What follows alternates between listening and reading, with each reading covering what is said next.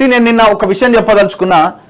రేవంత్ రెడ్డి గారు meet the press లో ఒక అంశాన్ని ప్రస్తావించారు. ఇది చాలా చాలా ఇంపార్టెంట్ అండి, దయచేసి గుర్తించండి. ఎందుకంటే ఈ తెలంగాణ రాష్ట్రంలో 90% పైగా ఉన్నది ఎస్సీ ఎస్టీ బీసీ కింది వర్గాలకు సంబంధించిన ప్రజలే. సో ఆ వర్గాల ప్రజలకు సంబంధించిన విషయంలో నిన్న రేవంత్ రెడ్డి ఒక జర్నలిస్ట్ అడిగిన ప్రశ్నకి సమాధానం చెప్పారు. ఆ జర్నలిస్ట్ ఏమడిగారు? సామాజిక న్యాయం అన్నారు, మీ చుట్టూ మీ కోటరీలో కానీ ఇచ్చే మీ పదవుల్లో కానీ మొత్తం అగ్రకులాలకే ప్రాతినిధ్యం కల్పిస్తా ఉన్నారు అన్న క్వశ్చన్కి రేవంత్ రెడ్డి ఇచ్చిన సమాధానము. దానికి మనం ఏం చెప్పబోతున్నాం అన్నది ఒక్కసారి ఒక 5-10 నిమిషాలు దీనికి సమయం కేటాయించండి. చాలా ఇంపార్టెంట్ వార్త ఇది. జస్ట్ ఎ మినిట్, యాడ్ వస్తున్నది. ఎందుకంటే ఈ క్వశ్చన్ చేయకపోతే వీళ్ళు మేము అసలు అన్ని ఇస్తున్నామన్న భ్రమలోనే ఉంటారు, అన్ని ఇస్తున్నామని ప్రజల్ని మోసం చేసే ప్రక్రియలోనే ఉంటారు.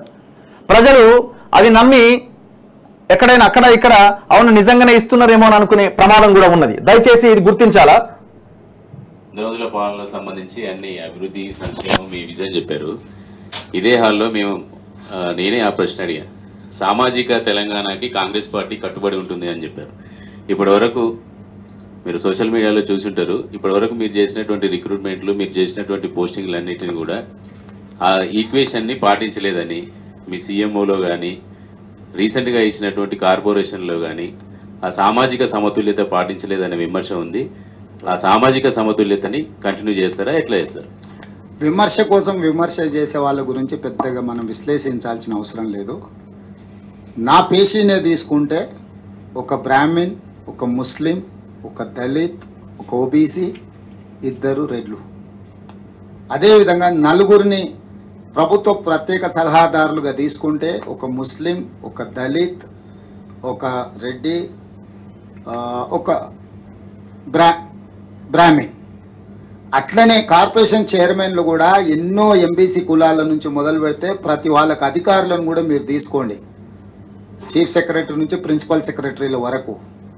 మీరు 100 నిర్ణయాలు తీసినప్పుడు దాంట్లో ఒక 10 పేర్లు సపరేట్ చేసి ఒకవేళ మీరు చూసుకుంటే మీకు తెలుస్తుంది. ఆనాడు మంత్రివర్గంలో ఒక్కొక్కరు ఎంతమంది ఉన్నారు, ఈరోజు మా మంత్రివర్గంలో 12 మందిలో ఎన్ని సామాజిక వర్గాలకు మేము అవకాశం ఇచ్చినామో ఒకసారి విశ్లేషిస్తే తెలుస్తుంది. నేనేమంటున్నానంటే సోషల్ మీడియాలో ఉద్దేశపూర్వకమైన వాళ్ళు పెట్టే వాటి ప్రభావితానికి మీరు కూడా లోనైతే కొంచెం ప్రమాదము. తీసుకుంటున్న నిర్ణయాలు ప్రతిరోజు మీ ముందుకే వస్తున్నాయి, వాటన్నిటిని కూడా మీరు విశ్లేషించుకోండి.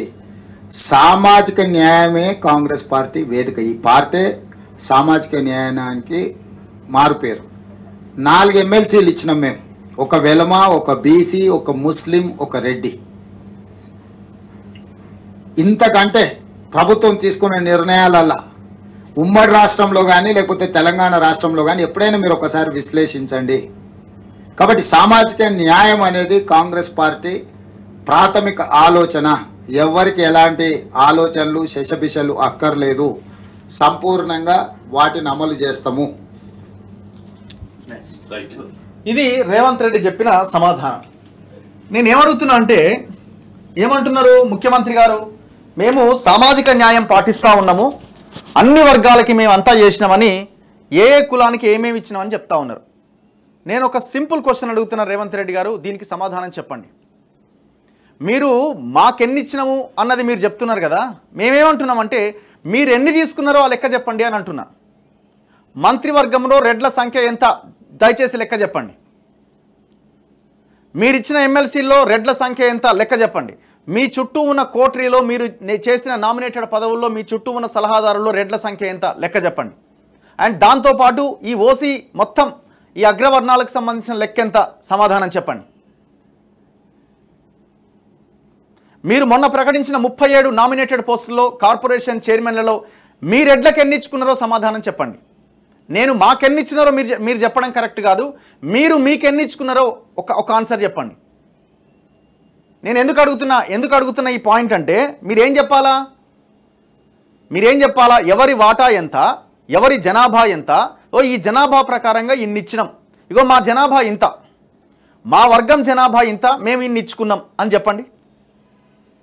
మీకు ఇన్ని ఇచ్చినాం, మీకు ఇన్ని ఇచ్చినాం, ఎంబీసీలకు ఇచ్చినాం, ఏ ఎంబీసీలకు ఇచ్చినారు, ఎన్ని ఇచ్చినారు, వాళ్ళ వాటా ఎంత, వాళ్ళ జనాభా ఎంత? ఒక్కసారి నేను మీకు కొంత ఈ ఇన్ఫర్మేషన్ చాలా ఇంపార్టెంట్, దయచేసి ప్రజలు జాగ్రత్తగా వినండి. ఎందుకంటే ఈ మూమెంట్ స్టార్ట్ కావాల్సిన అవసరం ఉన్నది రాష్ట్రంలో. ఈ బీసీ సంఘాలు ఇవన్నీ కూడా కేవలం ఎలక్షన్లకు ముందు డ్రామాలు చేస్తుడు తప్ప ఇంకొకటి లేదు. కాబట్టి నేనేమంటున్నా అంటే నా దగ్గర కొంత ఇన్ఫర్మేషన్ ఉంది, దయచేసి ఈ ఇన్ఫర్మేషన్ రేవంత్ రెడ్డి గారు మీరు పరిగణలోకి తీసుకోవాలా. మీరు ఆన్సర్ చెప్పాలి. నాకు ఎవరికి ఏమి ఇవ్వాల్సిన అక్కర్లే, నాకు ఒకటే ఆన్సర్ కావాలా. మీ వర్గానికి మీరు ఎన్ని పదవులు ఇచ్చినారు దయచేసి లెక్క చెప్పండి. మీకు ఇన్ని ఇచ్చినాం, బీసీలకి ఓబీసీలకి ఇన్ని ఇచ్చినాం, ఎస్సీలకి ఇన్ని ఇచ్చినాం అని చెప్తున్నారు కదా, మీరు ఎన్ని తీసుకున్నారో చెప్పండి. మాకు ఎన్ని ఇచ్చినారో చెప్పకండి. మీరు ఎన్ని తీసుకున్నారు, మీ వాటా ఎంత? ఒక్కసారి చూడండి, నేను సింపుల్గా చెప్తున్నా. ముదిరాజ్ తీసుకుందాం. ముదిరాజులు దగ్గర దగ్గర ఎంత టోటల్ తెలంగాణ పాపులేషన్లో అంటే కొంత అటు ఇటుగా ఏమన్నా ఉంటే ఉండొచ్చేమో, తెలంగాణ పాపులేషన్లో 13.358% ఉన్నారండి. తెలంగాణ మొత్తం జనాభాలో 13.358% జనాభా ముదిరాజుల జనాభా ఉన్నది. మరి ఈ 13% జనాభా ఉన్న ముదిరాజులకి మీరు ఇచ్చిన సీట్లన్నీ, మీ మంత్రివర్గంలో ఎంతమందికి చోటు దక్కింది, మీరు ఇచ్చిన నామినేటెడ్ పోస్టులో ఎంతమందికి అవకాశం దక్కింది, మీ చుట్టూ ఎంతమంది సలహాదారులు, ఎంతమంది పిఆర్ఓలు, ఎంతమందిని పెట్టుకున్నారు? చలో ఆన్సర్ చేయండి.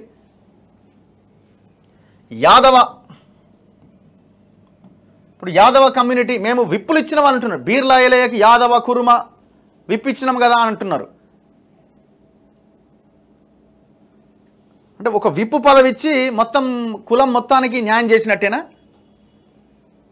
ఇక్కడ చూడండి, యాదవ కురుమ కార్పొరేషన్లో దగ్గర వీళ్ళది 13.932% ఉన్నది. మొత్తం పాపులేషన్ దగ్గర ఇప్పుడు ఈ ముదిరాజుల విషయానికి వస్తే వీళ్ళు 6,79,454 ఇండ్లు ఉన్నాయి. వీళ్ళ జనాభా 24,28,982. ఇప్పుడు యాదవులు దగ్గర 77,15,096 ఇండ్లు ఉన్నాయి. వీళ్ళ జనాభా వచ్చి 25,33,480. ఇంతమంది ఉన్నారు వీళ్ళు. నెక్స్ట్ మున్నూరు కాపు. మున్నూరు కాపులు దగ్గర వీళ్ళ పర్సంటేజ్ ఎంత? 7.178%. ఇప్పుడు మీ వర్గము ఇందులో ఒక్క కమ్యూనిటీతో అయినా సరితూగుతున్నదా జనాభా ప్రకారంగా? ఒకసారి చెప్పండి. మీ జనాభా ఎంత, మీ వాటా ఎంత, దీనికి ఆన్సర్ చెప్పండి. మొత్తం పాపులేషన్ ఎంత? దగ్గర మున్నూరు కాపులు 13,05,296 మంది ఉన్నారు. దాదాపు ఇక్కడ వీళ్ళు 4,01,228. 4,01,228 ఇండ్లు వాళ్ళవి ఉన్నాయి. సో ఇట్లా మనం మాట్లాడుకుంటూ పోతే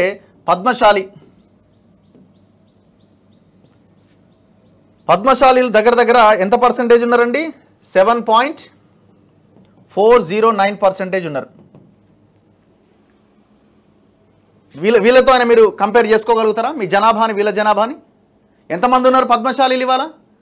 ఎంతమంది విప్పులు ఉన్నారు? ఎంతమంది నామినేటెడ్ పోస్టులో ఉన్నారు? ఎంతమంది మంత్రులు ఉన్నారు? ఎంతమంది ఎమ్మెల్సీలు ఉన్నారు? ఎంతమంది ఎమ్మెల్యేలు ఉన్నారు? ఎంతమంది ఎమ్మెల్యేలు గెలిచినారు పద్మశాలీలు? చెప్పండి, ఆన్సర్ చెప్పండి. ఎంతమందికి టికెట్లు ఇచ్చినారు? గెలవడం తర్వాత పెడదాం, సరే పోనీ టికెట్లు అన్ని ఇచ్చినారు. 7.409% ఉన్న పద్మశాలీలు దాదాపు వీళ్ళు 4,03,425 ఇండ్లు వీళ్ళ ఉన్నాయి. ఇందులో వీళ్ళ జనాభా వచ్చి 13,47,181. ఇట్లా పెరిక సామాజిక వర్గం తీసుకుంటే పెరిక సామాజిక వర్గం దాదాపు 1.158% వీళ్ళు ఉన్నారు. అండ్ దాంతోపాటు లింగాయతులు తీసుకుంటే వీళ్ళు దగ్గర 0.343% ఉన్నారు. ఇప్పుడు లింగాయతులకు టికెట్ ఇచ్చి జైరాబాద్లో సురేష్ షెట్కార్కి బీసీలకు టికెట్ ఇచ్చినామని చెప్తారు. అంటే 0.343% ఉన్న వాళ్ళకి ఇక్కడ టికెట్ ఇచ్చి మేము బీసీలకు ఇచ్చినామని చెప్పుకుంటారు. వాళ్ళు బీసీలే కానీ చాలా చిన్న కమ్యూనిటీ. మరి అట్లా మిగతా వాళ్ళకి ఎన్ని ఇచ్చినారు? మేరాళ్ళు దగ్గర 0.547% ఉన్నారు. ఎవరున్నారు వీళ్ళకి సంబంధించిన వాళ్ళు? గంగపుత్రుడు దగ్గర 2.349% ఉన్నారు. ముదిరాజులు కాకుండా గంగపుత్రుడు దాదాపు 2.349% ఉన్నారు. ఎంత అండి? వెలమల శాతం ఎంత? మీ రెడ్ల శాతం ఎంత? ఇప్పుడు మీరు అంటున్న ప్రతి దాంట్లో బ్రాహ్మణులను ఇన్వాల్వ్ చేసిరు. నేను వాళ్ళని తప్పు పట్టట్లే, సామాన్య ప్రజల్ని. దయచేసి ఆ రకంగా మీరు ఆలోచించకూడదు. మేమేదో వాళ్ళకి వ్యతిరేకంగా మాట్లాడుతున్నాం అనకూడదు. మేమేమంటున్నామంటే ఈ జనాభా అధికంగా ఉన్న ఈ వర్గాలకు అన్యాయం జరుగుతున్నది కదా అన్న పాయింట్ని మీరు అర్థం చేసుకోండి దయచేసి. మిగతా ప్రజలతో ఎటువంటి మనకి ఇబ్బంది లేదు. వాళ్ళు కూడా ఆలోచిస్తున్నారు ఎందుకు మనమే మొత్తం పదవులు తీసుకుంటున్నామన్న యాంగిల్లో సామాన్య ప్రజల్లో వాళ్ళకు కూడా ఉన్నది.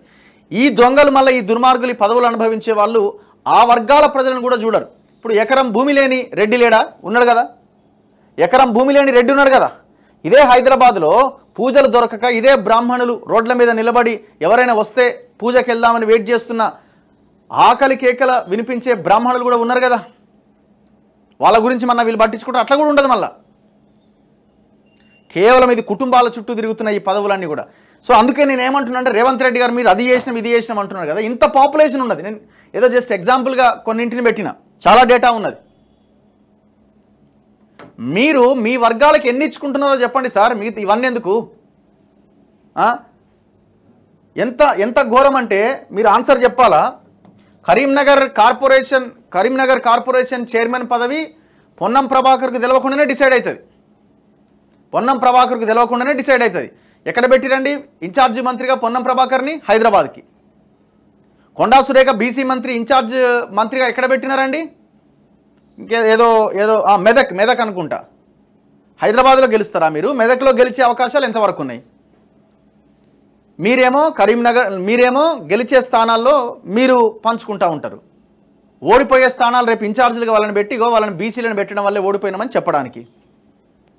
కరీంనగర్ కార్పొరేషన్ చైర్మన్ పదవి పొన్నం ప్రభాకర్కి తెలిసే ఆ చైర్మన్ పదవి కట్టబెట్టినారా? అక్కడ ఉన్న జిల్లా మంత్రికే అక్కడ చైర్మన్ ఎవరు పెడుతున్నారో తెలియదు. ఒక ఇద్దరు మంత్రులు కలిసి అక్కడ చైర్మన్ డిసైడ్ చేస్తారు. వాళ్ళకి సంబంధమే లేదు అసలు. ఇప్పుడు మీరు ఈ సామాజిక న్యాయం అంటున్నారు. ఈ రాష్ట్రంలో సామాజిక న్యాయం అస్సలు ఎక్కడా లేదు. మీరు మొన్న 37 కార్పొరేషన్ చైర్మన్ పదవులు ఇచ్చినారు కదా, 37 ఇచ్చినారు కదా. 37లో ఎంతమంది ఉన్నారండి? 17 ఓసీలకు ఇచ్చినారు. 17 ఓసీలకు ఇచ్చినారు. మీరు అంటున్నారు ఎంబీసీలకు ఇచ్చిన ఎక్కడున్న ఎంబీసీలకు ఇచ్చిన టికెట్లు ఎన్ని ఇచ్చినారు? 17 ఓసీలకు ఇస్తే అందులో 11 రెడ్లే ఉన్నారు. మీ జనాభా ఎంత అండి? మీ వాటా ఎంత? మేము ఇచ్చినామంటున్నారు. మీరు ఇచ్చేది ఏంది? మేమిస్తే మీరు తీసుకోవాలా? మీరు మాకు ఇచ్చేది ఏంది? మేమిస్తే మీరు తీసుకోవాల్సింది పోయి మేము ఇచ్చినాం. ఏమిచ్చారు? బిచ్చం. అందుకే ఈ తెలంగాణలో ఉన్న ఈ బీసీ వర్గాలు మిగతా వర్గాలన్నీ కూడా ఆలోచించాలి. వాళ్ళు ఏమనుకుంటున్నారంటే ఇది అమ్ముడు పోయే బ్యాచ్ రా బాబు, ఇది తాగుబోతు బ్యాచ్. ఇది బీసీలు అంటే వీళ్ళు బ్యాక్వర్డ్, వీళ్ళు ఆలోచన ఉండదు. వీళ్ళకి మందు పోస్తే అమ్ముడు పోతారు, పైసలు ఇస్తే అమ్ముడు పోతారు, వీళ్ళు పనికి రారు అని మనల్ని అనుకుంటున్నారు. మనకే ఉండాల సిగ్గు. సింపుల్గా చెప్పాలంటే మనమే తిట్టుకోవాలి. మనకి సిగ్గు ఉండాలని మనం అనుకోవాలి. మనల్ని బిచ్చగాళ్ళ కింద మార్చి వాళ్ళు అధికారంలో ఉండి మేము మీకు పదవులు ఇస్తున్నాం అంటున్నారు. మీరెవరు ఇవ్వడానికి?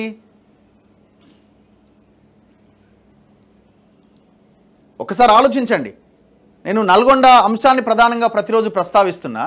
నల్గొండలో 12 ఉమ్మడి జిల్లాలో 12 స్థానాలు ఉంటే ఒక్క స్థానం బీసీకి ఇస్తారు. మిగతా ఎస్సీ రిజర్వ్డ్ నియోజకవర్గాల్లో కూడా బలమైన లీడర్లని దరిదాపుల్లోకి రానియరు. వాళ్ళని అక్కడ పోటీ చేయకుండా అడ్డుకుంటారు. చివరికి ఎంపీ ఎలక్షన్స్ వస్తే నల్గొండ ఎంపీ మీరే పోటీ చేయాలా, భువనగిరి ఎంపీ మీరే పోటీ చేయాలా. మీ వాళ్ళు ఒకవేళ గెలవలేని పక్షంలో వేరే పార్టీ నుంచి తీసుకొచ్చి పోటీ చేయించాలా మీ రెడ్లని. ఇంత దుర్మార్గం ఉంటుందా? అధికారంలో లేనప్పుడు గెలుపు గుర్రాలు, మరి అధికారంలోకి వచ్చిన తర్వాత రాజ్యం నీ చేతిలో ఉన్న తర్వాత ఈ వర్గాల నుంచి లీడర్షిప్ని పెంచి వాళ్ళని గెలిపించుకోవాల్సిన బాధ్యత మీ మీద లేదా? సామాజిక న్యాయం అంటే ఏంది? మళ్ళీ ఇంట్లో సునీల్ కనుగోలు సర్వే అసలు ఎక్కడ గెలిచిండండి సునీల్ కనుగోలు? సునీల్ కనుగోలు చేసిన ఏ రాష్ట్రంలో గెలుపు సాధించిండు? తెలంగాణలో నేను గెలిపించినా అని అంటున్నాడు. మీరు పెద్ద ఎత్తున బ్రాండింగ్ చేసుకున్నారు ఆయన్ని. సునీల్ కనుగోలు వల్ల ఈ రాష్ట్రంలో గెలిచిందా, లేకపోతే కాంగ్రెస్ పార్టీ పోరాటం చేయడం వల్ల కాంగ్రెస్ గెలిచిందా? మీకేమైనా సంబంధం ఉన్నదా? తెలంగాణ ప్రజలు కేసీఆర్ అనే దుర్మార్గుని దించడానికి నిర్ణయించుకోవడం వల్ల మీరు అధికారంలోకి వచ్చినారు. ఎక్కడ గెలిచిండు చెప్పండి సునీల్ కనుగోలు? ఏమనంటే సునీల్ కనుగోలు సర్వే చేసిండు, ఆడ బీసీ ఇస్తే గెలవడు, ఈ డ్రామా. సో ఈ టోటల్ ఇష్యూస్ పైన ఈ ప్రశ్నించే తీర్మారు మల్లన్న లాంటి వాళ్ళు కూడా క్వశ్చన్ చేయాలి ఈ బీసీ యాంగిల్ మీద. ఎందుకు మాట్లాడరు? 100% మాట్లాడాల్సిందే. ఇంత అన్యాయమా? ఇంత అన్యాయం మళ్ళీ ఓపెన్గా చెప్తున్నారు. అరే మేము అన్ని ఇచ్చినవి. ఏమి ఇచ్చినారండి? లెక్క చెప్పండి, మీ లెక్క చెప్పండి. మీ జనాభా ఎంత, మీ వాటా ఎంత తీసుకున్నారు? ఒకసారి మంత్రివర్గం లెక్క వేయండి ఎవరెవరు ఉన్నారో. ఉత్తమ్ కుమార్ రెడ్డికి ఏమో నీటిపారుదల శాఖ, కోమటిరెడ్డి వెంకటరెడ్డికి ఏమో ఇంకొక పెద్ద శాఖ, శ్రీధర్ బాబుకి ఇంకొక పెద్ద శాఖ, రేవంత్ రెడ్డి ముఖ్యమంత్రి. మీరందరేమో మంచి మంచి పదవులు. కొండా సురేఖకి ఏమో అటవీ, ఈ పొన్నం ప్రభాకర్కి ఏమో రోడ్లు. అక్కడేమైనా న్యాయం జరిగిందా?